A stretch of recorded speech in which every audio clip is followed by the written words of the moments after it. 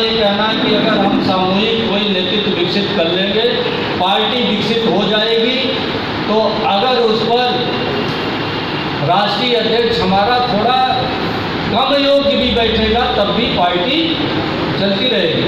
आप लोग तमाम यूनिवर्सिटी के प्रोफेसर से जानते हैं, यूनिवर्सिटी एक संगठन तैयार हो गया, उसमें क्लर्क हैं, रजिस्ट्रार साहब हैं, डिप्टी रजिस्ट्रार साहब हैं, डीन है, विभागाध्यक्ष हैं, प्रोफेसर है, एसोसिएट प्रोफेसर है, असिस्टेंट प्रोफेसर है, पूरा सिस्टम है, चल रहा है, बिजली बत्ती हर टाइप की सुरक्षा है, व्यवस्था है।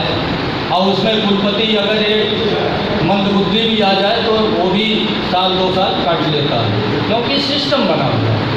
ऐसे अगर हम पॉलिटिकल पार्टी में सिस्टम बना दें तो मंदबुद्धि की क्या बात है भाई? इस देश में क्या हर जात में प्रतिभाशाली लोगों की कमी है क्या? और अलग अलग सभी प्रतिभाशाली हैं, अलग अलग अखिलेश प्रतिभाशाली हैं, मायावती भी प्रतिभाशाली हैं, राजभर जी भी प्रतिभाशाली हैं, कुशवाहा जी भी प्रतिभाशाली हैं, निषाद जी भी प्रतिभाशाली हैं। अलग अलग सब जातियों ने पार्टी बनाकर सब प्रतिभाशाली हैं, लेकिन समूह में काम नहीं करना चाहते। और जब तक समूह में ना ही काम करेंगे हम लोग, तब तक इस देश में हम कोई बड़ी पॉलिटिकल पार्टी नहीं बना पाएंगे। इसीलिए सम्यक स्वराज पार्टी में व्यक्ति का कोई महत्व नहीं है, पार्टी का महत्व है। यहाँ पार्टी जिंदाबाद है, पार्टी संगठन है, यहाँ व्यक्ति का कोई महत्व नहीं है। आज जिलाध्यक्ष हमारे नहीं आए, राष्ट्रीय अध्यक्ष जी, उनके सामने कुछ समस्या थी। पहला मैं राष्ट्रीय अध्यक्ष हुआ, फिर विश्वकर्मा जी हुए, फिर माननीय पीपी सिंह जी हैं, कोई भी बिरादरी से हैं, अभी 2 साल बाद हट जाएंगे, कोई अन्य बिरादरी से आएगा। प्रतिभाशाली लोगों की कमी नहीं है। और क्या राष्ट्रीय अध्यक्ष से हट करके कोई पार्टी में नहीं काम कर सकता? आप राष्ट्रीय अध्यक्ष रहेंगे तभी काम करेंगे। अरे भाई, आप संरक्षक के रूप में भी काम कर सकते हैं। आप जो है उससे हट करके भी पार्टी का उतने हितैषी रह सकते हैं, उतने ऊर्जा के साथ काम कर सकते हैं, उतने रचनात्मकता से काम कर सकते हैं जितना कि राष्ट्रीय अध्यक्ष के रूप में काम किए। लेकिन चूंकि राष्ट्रीय अध्यक्ष इसलिए बने हैं और कोई कारण नहीं है, मुख्यमंत्री बनेंगे, अरबों का घोटाला करेंगे, उनका पूरा परिवार घोटाला करेगा, राजा साहब बन जाएंगे, जाति के नेता बने हुए हैं, कुछ नहीं तो 5 टिकट ही मिल जाए, 5 टिकट मिल गया, 10-10 करोड़ का एमपी का बेच लिए, 5-5 करोड़ का एमएलए का बेच लिए, 25 करोड़ का धंधा हो गया। आप बताइए हमारे देश में कौन सा ऐसा धंधा है कि 5 करोड़ में 5 साल में 25 करोड़ कमा ले? कोई ऐसा धंधा है नहीं। तो ये धंधेबाज है, ये राजनीति नहीं कर रहे हैं। राजनीति होती है देश चलाने के लिए, और आपको देश चलाने के लिए आपकी कहीं आवाज़ निकलती है। आज कोलेजियम नहीं हमारे बीच, आरक्षण समाप्त हो रहा है, कोलेटरल सिस्टम आ गया, शिक्षा चौपट है, रोजगार चौपट है, हमारा मान सम्मान सब कुछ चौपट है। हमारे ये दलित पिछड़ों के कोई एमपी एमएलए बोल पा रहे हैं क्या? ये कौन सी राजनीति कर रहे हैं? राजनीति करनी है इस देश में, एक बड़ा विजन बनाना पड़ेगा। और राजनीति सिर्फ अपने व्यक्तिगत लाभ के लिए नहीं होता। लोकतांत्रिक देश में राजनीति अपना परिवार चलाने के लिए नहीं होता, अपना भौकाल बनाने के लिए नहीं होता, कमाई के लिए नहीं होता, अपने जाति को बढ़ाने के लिए नहीं होता। राजनीति होता है राष्ट्र और देश को मजबूत करने के लिए राजनीति होता है। और सम्यक स्वराज पार्टी इसी दिशा में काम कर रही है कि हम देश और राष्ट्र को मजबूत करेंगे और सब मिलकर करेंगे। आज हम लोगों के बीच तमाम क्रांतिकारी, अब उन पर चर्चा भी करना, लेकिन हैं ऐसे तमाम क्रांतिकारी व्यक्तित्व पैदा हो जाते हैं। और हमारे नौजवान भी कहते हैं कि देखो क्या वो सड़क पर संघर्ष कर रहा है, अभी सड़क पर ऐसे संघर्ष करते करते मर जाओगे। रामविलास पासवान से बड़ा कोई उदाहरण इस देश में नहीं हो सकता। 9 बार एमपी रहे और 9 बार कैबिनेट मंत्री रहे। आज रामविलास पासवान का भारतीय राजनीति में, दलितों की राजनीति में, शोषितों की राजनीति में अगर मूल्यांकन करके कहा जाए कि उनको कुछ आप सम्मान देंगे तो शायद नकारात्मक ही उत्तर मिलेगा। धीरे धीरे लोग भूल जाएंगे।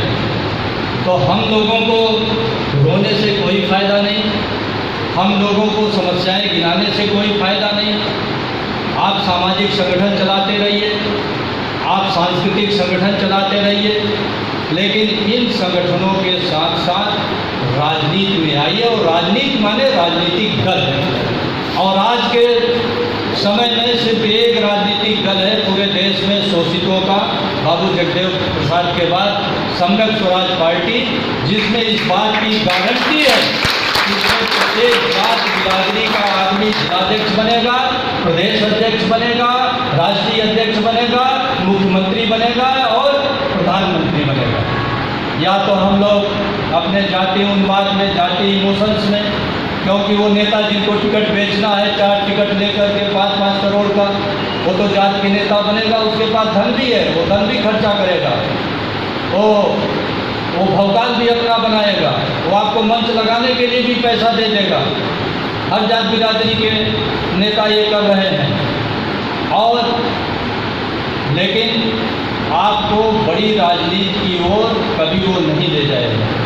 ये सम्यक स्वराज पार्टी सही अर्थों में आपको राजनीति सिखाना चाहती है, आपको राजनीतिक बनाना चाहती है और आपको इस देश का भाग्य विजेता बनाना चाहती है।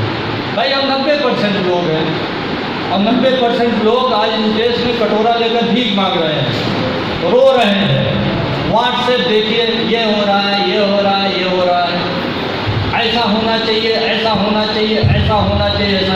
अरे भाई होना चाहिए, तुमको 1000 चाहिए, लेकिन उस चाहिए को पूरा कौन करने जा रहा है? पूरा करने के लिए तो आपको खुद सत्ता का कमान संभालना पड़ेगा। 90% समाज भिखमंगा न हो, भाग्य विधाता बने इस देश का, इस देश का भाग्य विधाता बने, अपना भाग्य विधाता न बने। अगर देश अच्छा होगा, ये देश क्या है, राष्ट्र क्या है, राष्ट्र क्या है? हम ही सब हाथ मिलकर के राष्ट्र हैं। इस सीमाओं में रहने वाले देश के सारे निवासी, हिंदू, मुस्लिम, सिख, ईसाई, बौद्ध, पारसी, आस्तिक, नास्तिक, काले, गोरे, आदिवासी, SC, ST सब मिल करके ये देश बना। और इस देश शिक्षित होगा, इस देश के नागरिक शिक्षित होंगे, तभी तो शिक्षित होगा भाई देश। हमारे देश में अभी 5 नंबर आप दे रहे थे सरकारी शिक्षा को, और हम विश्वगुरु बनने जा रहे हैं। कहाँ से विश्वगुरु बन जाएंगे? देश सोने की चिड़िया था, देश भी सोने की चिड़िया होगा, लेकिन इस देश में 80% आदमी ऐसे हैं कि जिनको आज अगर 5 किलो ये गेहूँ नरेंद्र मोदी की कृपा से न मिले तो बेचारे भूखों सोना पड़े। हम इस देश को इस प्रकार चलाएंगे तो कैसे देश सोने की चिड़िया बनेगा भाई? चंद लोगों के घर में सोने की चिड़िया लटक जाए दरवाजे पर तो क्या सोने की चिड़िया हो जाएगा? चंद लोगों के बच्चे क्या ऑक्सफोर्ड, कैम्ब्रिज से और IIT कर लें तो क्या देश शिक्षित हो जाएगा? चंद लोगों को रोजगार हो तो क्या देश में रोजगार, चंद लोग खुशहाल हो तो क्या खुशहाल हो जाएगा? इससे राष्ट्र का निर्माण नहीं होता। एक बहुत बड़ा एक विजन, एक बहुत बड़े सपने, एक बहुत बड़ा, जैसा कहते हैं ना, जितना बड़ा जाल फैलाओगे उतना ही बड़ी मछली आएगी। तो अगर देश की सत्ता को कब्जा करना है तो जाल बड़ा फैलाना पड़ेगा, और ये जाल वही है जो लोकतांत्रिक जाल होना चाहिए। और बिना लोकतंत्र के हम लोग लोकतांत्रिक संगठन के, जैसे लोग कहते हैं अरे सर संगठन क्या होता है सर? वैचारिकी होनी चाहिए। वैचारिकी क्या काशीराम की कम थी क्या? या वैचारिकी क्या मुलायम सिंह की कम थी? वैचारिकी या चंद्रशेखर रावण की कम है या रामविलास की कम है? लेकिन इस वैचारिकी से काम नहीं चलना। वैचारिकी क्या DMK का कम है क्या? DMK क्या पूरे देश के भाग्य विधाता हो जाएंगे क्या? और आज हमारे देश में देखिए कि जिस ढंग से हम लोग अपने को बढ़ाने में लगे हुए हैं, कितनी दुर्दशा है। शिवसेना में देखिए भतीजे ने विद्रोह कर दिया, शरद पवार को की पार्टी में देखिए पुत्री को कमान देना चाहते थे, भतीजे ने कर दिया। पहले भतीजे ने किया, उसके पहले शिंदे कर दिए। करुणानिधि के परिवार में आप देखिए कि उनके क्या नाम है, दयानिधि महाराज अलग राजनीति कर रहे हैं, करुणानिधि के बेटे अलग कर रहे हैं, उनकी पुत्री कनिमोझी जी है वो अलग राजनीति कर रही हैं। अभी और पार्टियां बनेगी। देवीलाल के परिवार में 3 पार्टी बन गई। हमारे यहाँ ये तो देर सवेर हर व्यक्ति के यहाँ, रामविलास पासवान के यहाँ 2 पार्टी बन गई। अभी जगन मोहन रेड्डी के यहाँ उनकी माँ और उनकी बहन अलग पार्टी बनाए टहल रहे हैं, एन.टी. रामाराव के दामाद अलग पार्टी बनाए हैं और उनकी बिटिया अलग पार्टी बना ली। तो इस देश में हो क्या रहा है? हम हजारों टुकड़ों में बटे हुए हैं और लोग कह रहे हैं गठबंधन करके हम राजनीति कर लेंगे। गठबंधन करके कैसे राजनीति कर लोगे भाई?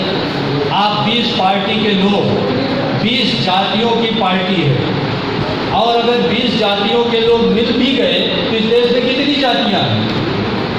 कम से कम 6000 जातियाँ हैं कि नहीं हैं? तो 6000 - 20 ये कहाँ जाएंगे भाई?